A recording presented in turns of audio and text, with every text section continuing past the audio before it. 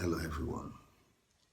My name is Aringa, and I'm here to talk to you about something very, very important to me.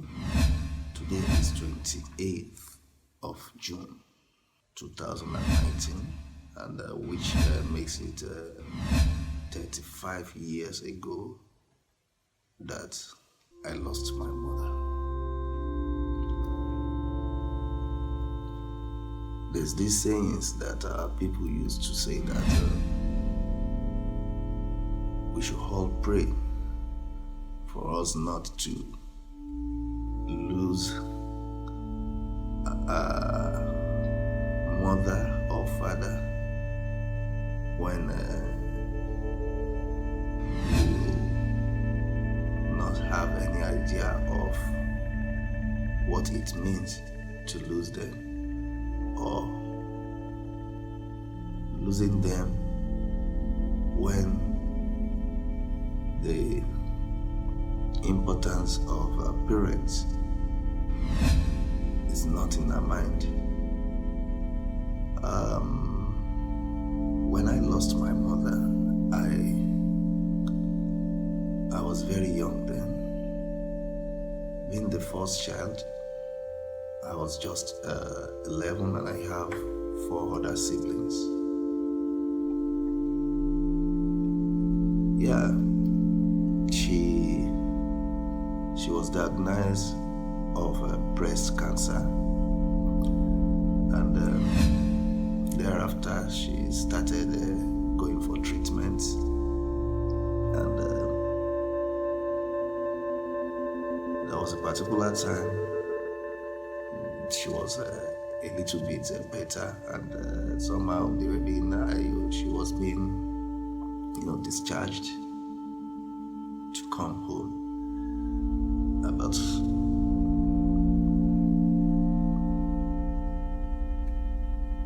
thereafter, just few months later, it's got aggravated again, and she was being asked to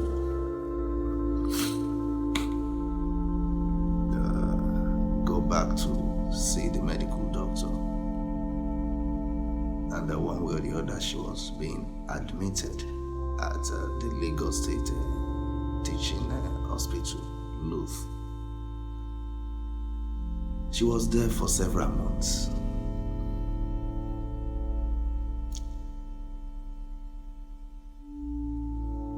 My father was going there to check on her, because we were very small then, and little did we realize that,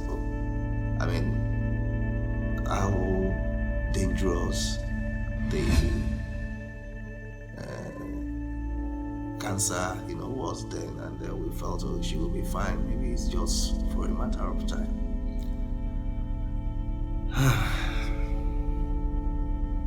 My father, after several months, he told us that myself and one of my siblings will have to go and pay her a visit.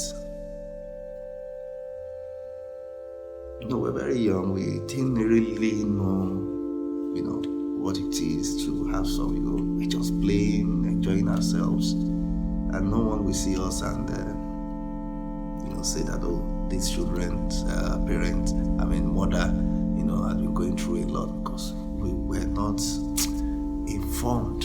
As in, we really don't know what it was then to,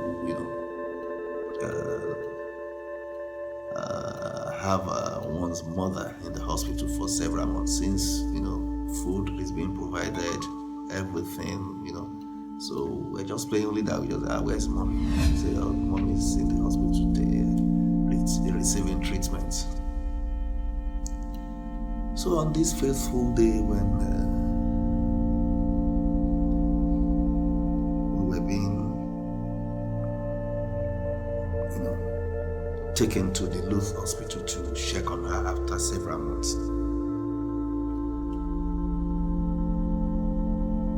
what I saw there was so devastating, and even though I still really didn't know, but I just felt, oh wow, what's wrong with this woman? But my younger brother that was with me was afraid of entering the hospital, hall where you have patients.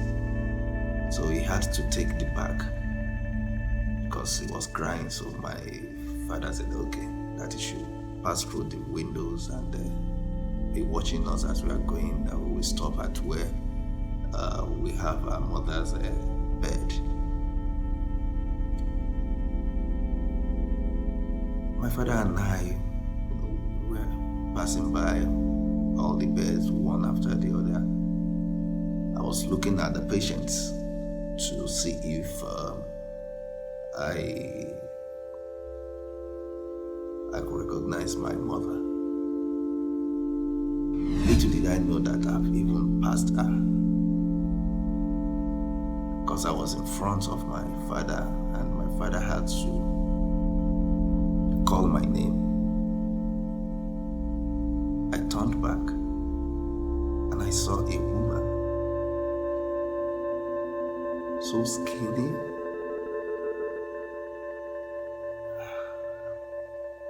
I saw her beckoning to me. My son, come, here I am.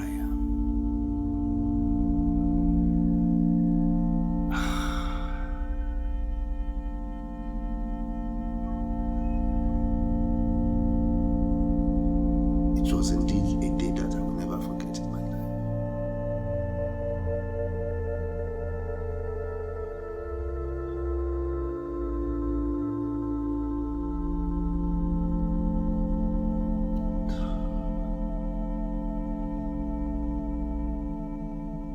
I couldn't recognize her and came back home. But do you know that after leaving the place, I've once having his or her mother around him or her. Everything changed. Touching her is a very bad experience.